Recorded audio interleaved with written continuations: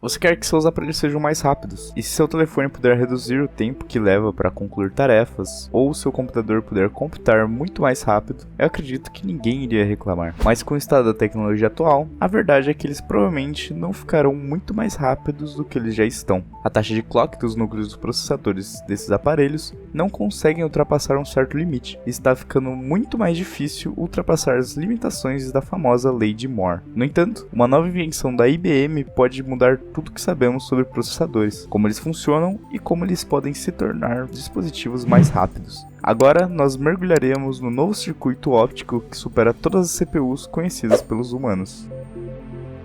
O seu cérebro e seu computador não têm nada em comum. No entanto, há uma semelhança em como os dois funcionam. Por exemplo, seu cérebro contém cerca de 10 bilhões de células, chamadas neurônios, os minúsculos interruptores que permitem com que você pense e se lembre das coisas. No caso dos computadores, eles contêm bilhões de células cerebrais em miniatura.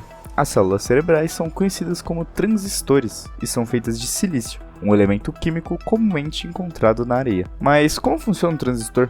Dependendo de como você olha para ele e quanta experiência você tem em tecnologia, um transistor pode ser visto como algo super simples ou extremamente complexo. Ele é um componente eletrônico em miniatura que pode fazer dois trabalhos diferentes. Pode funcionar como um amplificador ou um interruptor. Quando funciona como um amplificador, ele leva uma pequena corrente elétrica a uma extremidade e uma corrente de entrada. Essa interação produz uma corrente elétrica muito maior e uma corrente de saída na outra. Em outras palavras, funciona como um amplificador de corrente. Por exemplo, os aparelhos auditivos estão entre os primeiros usos de transistores. Um aparelho auditivo tem um minúsculo microfone interno que capta sons do mundo ao seu redor e os transforma em correntes elétricas flutuantes que são alimentadas em um transistor. Isso os impulsiona e alimenta um pequeno alto-falante para que você possa ouvir uma versão muito mais alta dos sons ao seu redor. Os transistores também funcionam como interruptores, onde uma pequena corrente elétrica fluindo através de uma parte do transistor pode fazer uma corrente muito maior fluir através de outra parte dele. Também podemos dizer que uma pequena corrente liga a maior. E é basicamente assim que todos os chips de computadores funcionam. Por exemplo, um chip de memória contém centenas de milhões ou mesmo de bilhões de transistores que podem ser ligados ou desligados individualmente. Uma vez que cada transistor pode estar em dois estados distintos, ele pode armazenar dois números diferentes, 0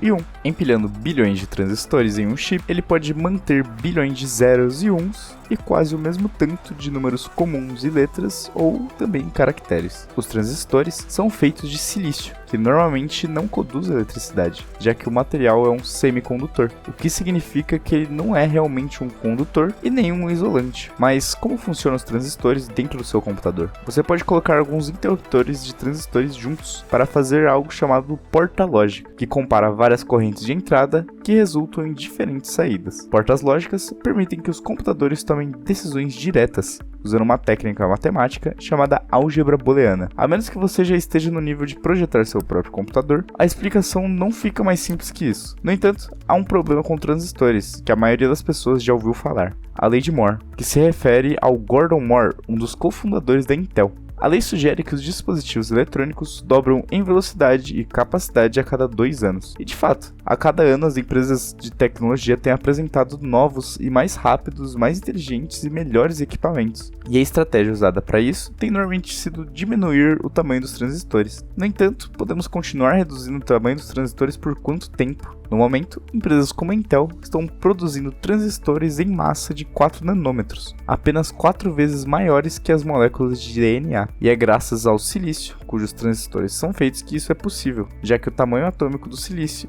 é cerca de 0,2 nanômetros. Os transistores de hoje têm cerca de 70 átomos de silício de largura, então a possibilidade de torná-los ainda menores está encolhendo. A verdade inegável é que estamos ficando muito perto do limite, do quão pequeno podemos fazer um transistor. Então, como podemos continuar a obter mais desempenho em nossos gadgets? A equipe de pesquisa internacional liderada pela IBM e pela Scoutech criou um switch óptico altamente eficiente em termos de energia, que poderá substituir os transistores elétricos, assim criando uma nova geração de computadores que manipulam fótons em vez de elétrons. Além de economia direta de energia, o switch não requer resfriamento e é rápido a ponto de fazer 100 trilhões de operações por segundo, algo entre 100 e 1000 vezes mais rápido que os transistores comerciais de primeira linha mais modernos. Os transistores elétricos consomem dezenas de vezes mais energia para alternar de estado, e os que usam elétrons individuais para obter eficiências comparáveis são muito mais lentos,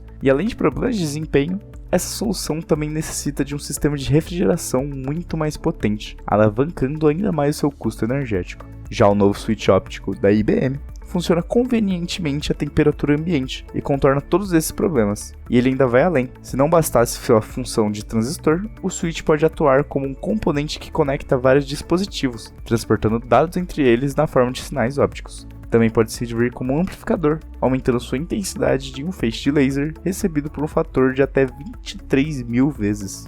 Então agora você me pergunta, como funciona esse transistor óptico? Ele depende de 2 lasers, para definir o estado 0 ou 1, e alternar entre eles. Um feixe de laser de controle muito fraco é usado para ligar ou desligar outro feixe de laser mais brilhante. Leva apenas alguns fótons do feixe de controle para funcionar, e é por isso que o dispositivo é tão eficiente. As trocas de estado ocorrem dentro de uma microcavidade, que é um polímero semicondutor orgânico de 35 nanômetros de espessura imprensado entre as estruturas inorgânicas altamente reflexivas. As microcavidades são construídas de uma forma que faz a luz recebida ficar presa dentro o máximo de tempo possível. Quando os fótons se acoplam fortemente às paredes dos buracos dos elétrons, também chamados de excitons no material de cavidades, isso dá origem a polaritons, de excitons de vida curta, um tipo de quase partícula bem centro da sua operação do switch. Quando o laser mais brilhante dos dois brilha no switch, faz com que surjam milhares de quase partículas idênticas na exata mesma localização, formando o chamado condensado de Bose-Einstein, que codifica o estado lógico 0 e 1 do dispositivo.